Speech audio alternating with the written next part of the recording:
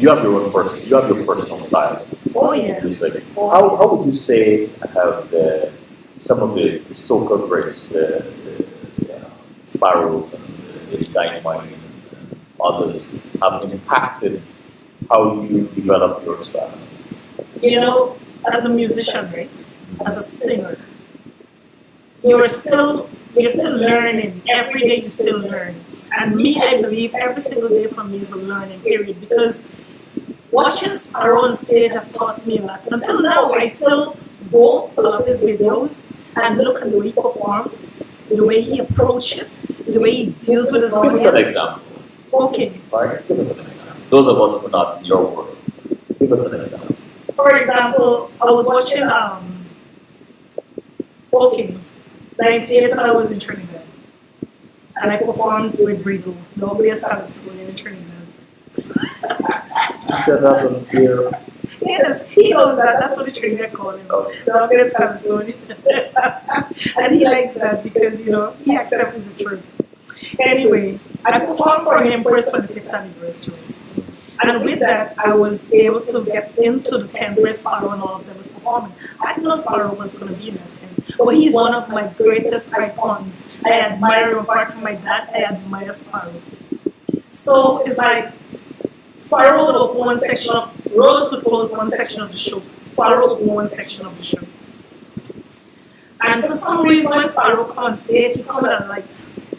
It's not a literal light, but him radiates a light. Just watching him on stage like a bright light just comes on. It's like not a dull moment whatsoever. If you can see it's like take for example Luciano when I open for him. Yes. Luciano come on stage and there are some artists who go on stage and they're so dull that you can't feel the vibe. They have to do so much in order to grab your attention. But in Sparrow's case, he just have to walk on stage and the music start playing. And he doesn't have to do much. He just wash his things so, or just move his hands so, or just smile and the whole place light up. I don't know if you have to be. He has the it. Right. The it. And I look at him and I say, damn. Because you feel it, You actually feel it. When a great performer comes on stage from when a whack performer comes on stage. Because a whack performer kills the audience. And a great performer wakes up the audience. Say that again. I just love it. Say it again. Yes, a whack performer kills the audience. And a great performer wakes up the audience. You can listen to them, you can watch them perform all night, listen to them sing all night, and actually wish that they would never stop singing or stop performing. When you started, right? When you started this journey, did anybody, family members, or ever doubted you or wasn't sure that you could do and perform at such a high level? My mom. Your mom? My aunt. Tell us a little bit about your mom and this doubt. Okay, my mom. I remember back in November before my mom died, 1996. My dad passed away in the month of March. And she came for a visit to Guyana. And I told her I was opening up for Dennis Belfort Crossfire. The Guyana first ever Caribbean Bacchanal kept in National Park. My mom, when she heard Dennis Belfort name called, I'm sure many people know of Dennis Belfort, so she said, you opening up for Dennis Belfort.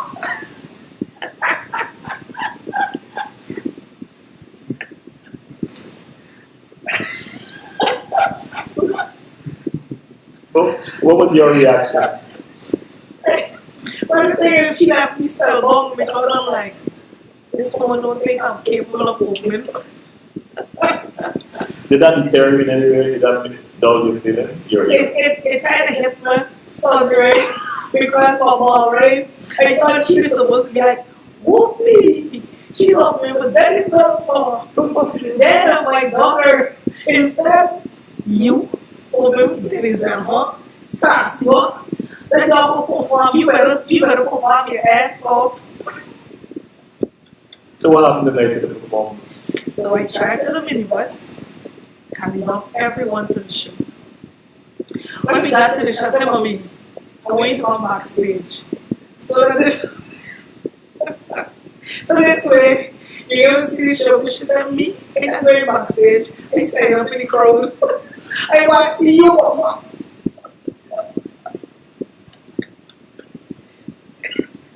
Mom is tough, man. My mom was my dad's biggest critic. So my mom was my dad's biggest critic. If my dad doing stripping, it's like when him and Ivor just performed together back in the days in the cultural center. His Ivor wife is me, and my mom would sit in box up in the balcony up in cultural center. And they when Daddy and Ivor on stage, they looking at the two of them up in the box. When the next song, it means you're something good. When the next song, Are you serious? This used to happen? serious thing. We as children, we as children, when they come back from the show, you hear them talking about it. You're telling me these two music greats in there Listen, I on am stage, telling you, and they're looking at the looking box up and at the wives, looking up at the wives to get there to make sure that they're doing us. Because my mom was my dad's biggest critic, and as me was Ivor Lynch's biggest critic. That's cool. So finish up this story. So my mom stood in the audience now. Well, National Park might now pack up, yeah? Yes. It's packed to the brim, spill over. That's how we talking here, right? Right. Mingles come on stage, do the thing with dancers and thing. I was singing with GT Connection, GT Music Machine at the time, Trump Card Band. You see when Trump Card Band, GT Music Machine hit the stage, and you girls start performing. I get on performance of a lifetime. Uh-huh. You know, as my guy GT finished performing, the park was almost empty when the rest of the bands come on stage. So what happened to My mom, she was, I expect she in the crowd, she was backstage.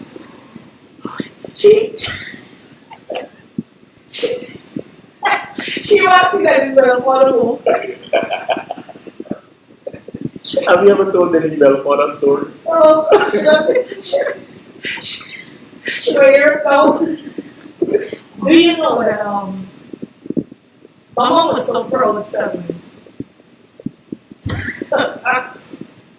My mom was so proud that she said to me that very night, she said, this is you. Yeah. Don't ever give it up. What was that like for you getting that from your mother about? Seven, it was the proudest moment in my life. Amen. Because I never thought that I would have been able to let her see me. My mom is the only one saw me on stage. My dad never saw me on stage other than when he came to Guyana back in 1980 to do his welcome home show in Linden. And me and my sister was sitting in the sun. I see my dad with the nice, beautiful, really white electric guitar on stage, tearing down Linden Sports Club. And then he stopped and said, if I tell you people, I have my two daughters in the crowd, sitting right between you guys, you will never believe me. And everybody said, Eddie, you're lying. He said, Yonnette, Karen, and see me step out the road. Oh, I said, we're here on stage with my dad. When I got on stage, he was singing, get on board. Get on board, it's time to move on. When the chorus come on, I sing it loud.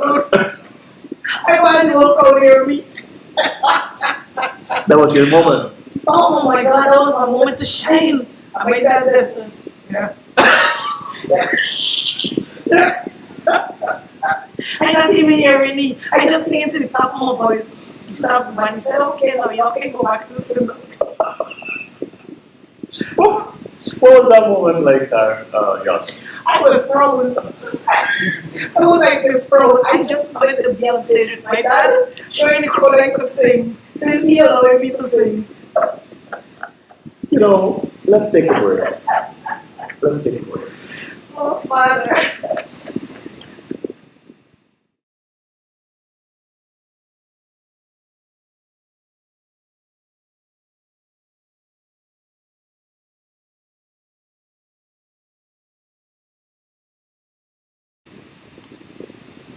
We are back with the beautiful Yonnette Cooper. Yonnette, you really had me laughing there for a moment. When you're performing, I mean, when you became a professional performer, what are some challenges you had in the beginning, and how did you cope? So when I started my professional singing career in England, I used to perform in a group called Koftem. What is that? Koftem is like an African name they use. Koftem. Kuffdem. Koftem. That's what it was Koftem. called. Don't ask me why they call the group Koftem. I don't know. All I know is that we had this drama group, and this woman by the name of Geraldine Connor. I have to give props to her. She is one of my mentors. She was I think she was actually the orchestrator for Bitcoin, not Bitcoin Invaders, Laventine Desperados from Trinidad, and she had moved to London. So she was the person who had us like on this kind of a we would call like a musical pantomime, right? So I did a lot of musical pantomime while I was in England, even though I went to England to study nursing. Don't get me wrong. I went there to study nursing to become an RN. But because the art and culture was so much in my bone, I couldn't get away from it. So I joined Confirm, and we did a lot of tours, like from Leeds all the way to London and back. We did the Civic Hall, we did South Bank, we did, you name it, we did college gigs, you name it, we did it all.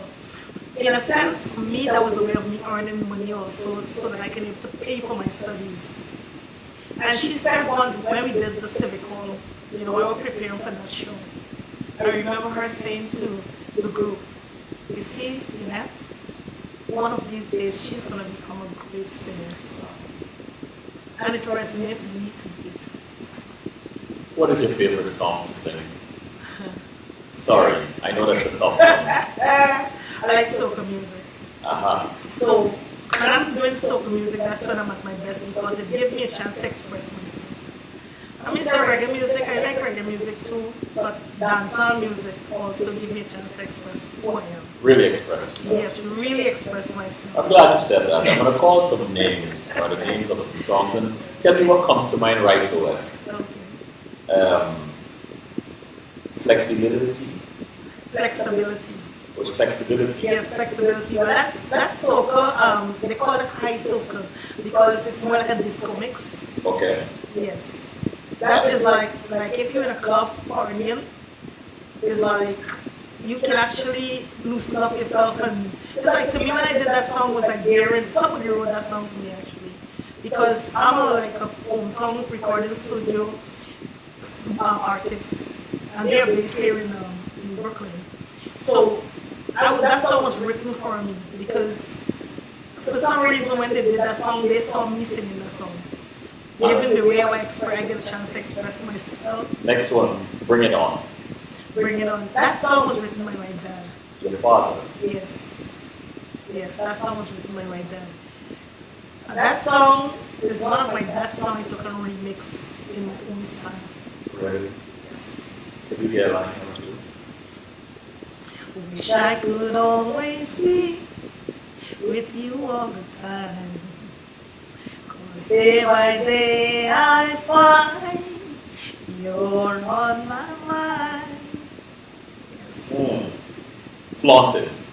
Flaunt It was written, that song was written by myself and the guy by the name of Spider, the Jamaican guy. That song actually is me. I like being me. And when I did that song, it was like he literally written a whole story about me in that little song. With just a few lines. Is that talented? Yes. And where's Spider today? Spider listen, he has a studio. He had a studio in New Jersey called Spit Track. So that song was recorded in Spit Track and it was mastered in Jamaica.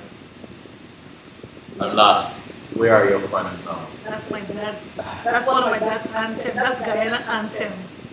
Where Of are your course. friends now? Where are your friends now? Have they gone away? Or have they left you to go astray? This could never be. That's what I used to say. say, but it just had to be there, the very way as when you left me. Many Guyanese know that song. Yeah, of course we do. That's an anthem.